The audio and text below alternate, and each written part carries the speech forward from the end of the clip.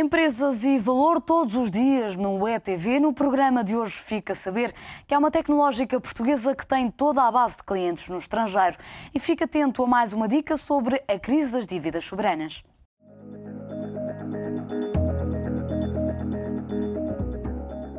As soluções de monitorização de unidades de fabrico desenvolvidas pela Critical Manufacturing estão a marcar pontos junto de empresas de semicondutores, sistemas eletrónicos e de energia solar. Neste momento, o grupo português só tem clientes no estrangeiro. É mais uma empresa portuguesa a dar cartas nos mercados internacionais. A Critical Manufacturing, fundada apenas em 2009, está-se a destacar no mercado do software de gestão de unidades fabris de grande dimensão. A empresa foi aumentando o leque de serviços a um conjunto mais diversificado de setores. Inicialmente para a área de semicondutores, que era nós conhecíamos bem já desse ambiente Qimonda, e mais tarde diversificando um bocadinho noutras áreas, enfim, diria adjacentes, como sejam as áreas de células solares e áreas de eletrónica.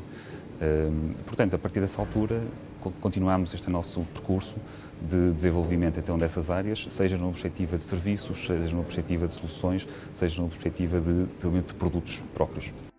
A gestão de máquinas e unidades fabris complexas e modernas já só pode ser feita com recurso a softwares muito avançados que permitam, por exemplo, modelar totalmente os principais aparelhos e monitorizar todas as linhas de produção.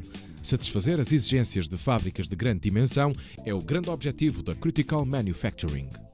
Toda a gestão que é necessário ser feita a partir dessa ordem que é dada para o chão fabril, em que se modelizam as máquinas de fabrico, se modelizam os processos, se acompanham os lotes de produção, se faz automatização, porque estas máquinas normalmente, desde em indústrias avançadas, são máquinas muito dispendiosas, que fornecem um conjunto de dados de engenharia que podem ser utilizados. Portanto, toda essa gestão necessita do software para se conseguir maximizar tudo o que se passa nessa linha de produção. Depois de grandes investimentos em unidades de produção com a última tecnologia, é natural que as empresas procurem a forma ideal de otimizar os recursos e aumentar a produtividade. É aí que entram as soluções desenvolvidas pelo grupo português. Quando estamos a falar, por exemplo, em grandes investimentos em equipamento, é necessário saber se estamos a tirar todo o rendimento desse investimento. Temos que saber, efetivamente, se estamos a conseguir otimizar todos esses passos para saber que valorização é que temos na fábrica e quando é que vamos conseguir tirar algum tipo de mais-valia do produto que está a ser produzido. Por outro lado, neste tipo de indústrias, as soluções são cada vez mais críticas. Significa que não podem falhar. E então é necessário saber, caso haja algum tipo de falha, o que é que aconteceu, portanto, haver uma rastreabilidade total do que aconteceu a determinado produto. A reduzida dimensão do mercado português obrigou a Critical Manufacturing a procurar oportunidades de negócio no estrangeiro. De resto, a empresa não tem qualquer cliente nacional neste momento. O processo de internacionalização arrancou cedo e hoje a empresa está em países como a Alemanha, China e Taiwan. Na Critical Manufacturing não se pode falar de facto de um processo de internacionalização, porque nós somos internacionais desde ou seja, não temos neste momento até à data ainda nenhum cliente português. E, portanto, desde o início que só temos clientes na Alemanha, a Alemanha e um conjunto de áreas nas áreas de semicondutores e solar foram nossa primeira área de intervenção. A seguir a Ásia, países como a China, Taiwan, são países onde nós estamos a investir muitíssimo e onde estamos a conseguir ter uma penetração de mercado muito interessante nas áreas de semicondutores, sobretudo. Os Estados Unidos são o próximo alvo da empresa da Maia, que vai também tentar uma aproximação a outro tipo de indústrias. A terceira via são os Estados Unidos, numa perspectiva um bocadinho diferente destas indústrias onde nós estávamos, semicondutores solar, mas entrando agora neste momento para a área de medical devices, healthcare e farmacêutica, enfim, que são todas, no fundo, encadeadas. Porquê estas indústrias? Porque são indústrias muito regulamentadas, onde há enormes quantidades de normas que o software tem que ter para poder ser utilizado e, portanto, é digamos assim, um campo perfeito para o nosso tipo de aplicações poderem vingar, enfim, nesses mercados. Mas estes são países muito exigentes, onde a Critical Manufacturing tem que concorrer com algumas das empresas mais conceituadas no mundo da tecnologia. Para fazer face a esses gigantes, o Grupo Nacional apostou no conhecimento e até agora os resultados são animadores. É uma área onde aparecem empresas de nome Applied Materials, IBM, HP, enfim, são empresas que estão em competição direta connosco em alguns desses mercados. Portanto, nós temos que entrar muitas vezes com a perspectiva de ganhar referências nos mercados onde estamos, portanto não conseguimos imediatamente competir totalmente ao mesmo nível, mas vamos conseguindo trilhar o nosso caminho e o feedback que temos é muito positivo. A Critical Manufacturing não é a única empresa do setor tecnológico a conseguir rivalizar com alguns dos maiores grupos mundiais. Nos últimos anos tem-se assistido a um forte crescimento desta área de negócio em Portugal, com vários casos de sucesso. Francisco Almada Lobo acredita que o cenário positivo se deve à boa qualidade de ensino e ao facto de esta ser uma área que não precisa de grandes investimentos de capital.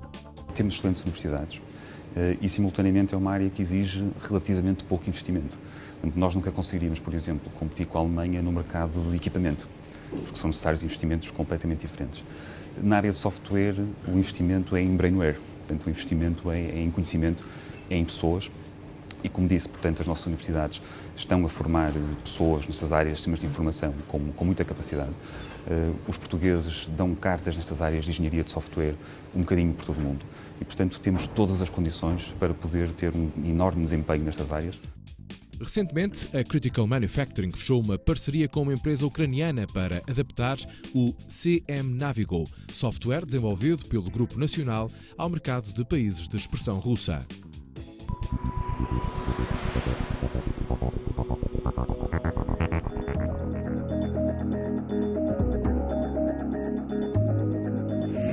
E agora um olhar para os milhões que as grandes empresas movimentaram nos últimos dias, aqui e um pouco por todo o mundo.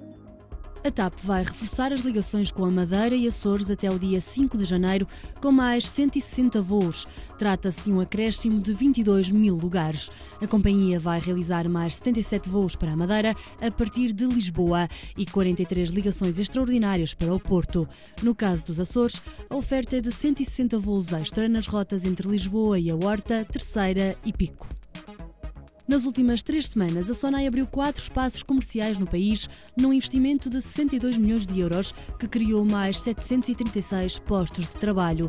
Só na cidade de Barcelos, o grupo de retalho português abriu um supermercado modelo que criou 182 novos empregos e que inclui as lojas Modalfa, Vorten, Wells, Bom Bocado e Bucket.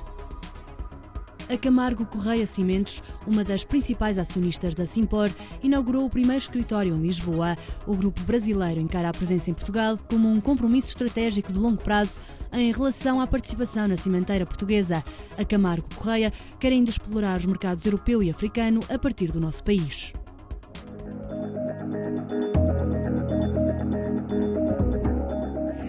A crise das dívidas soberanas de alguns Estados europeus tem marcado a agenda económica dos últimos meses. Filipe Silva, do Banco Carregosa, deixa-lhe algumas dicas para compreender melhor esta questão.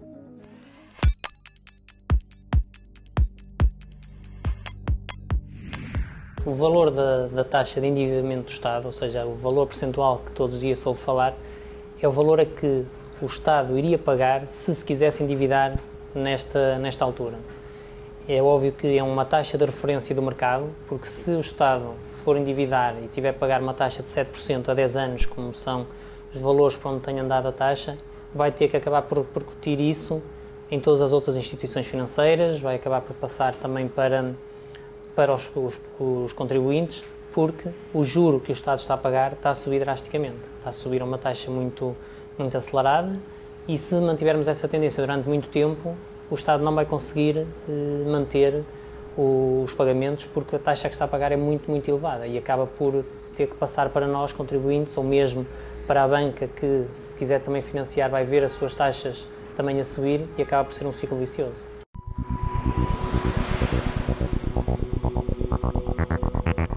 Pesquisa, investigação, exportação para mercados emergentes, assim é o Empresas e Valor. Obrigada pela companhia.